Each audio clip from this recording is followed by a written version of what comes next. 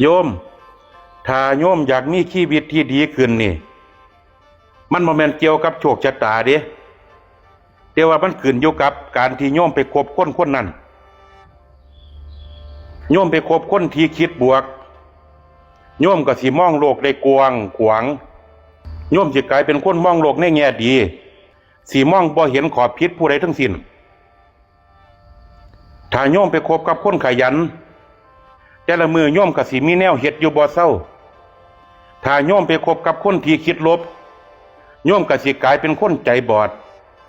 มองบ่เห็นข้อดีของผู้ใดทั้งสิ้นถ้าโยมไปคบหากับคนที่ขี้นินทาโยมก็สิเป็นแบบเดียวกันกับเขานั่นล่ะมองเห็นจากความชั่วผู้อื่นความชั่วเจ้าของมองบ่เห็น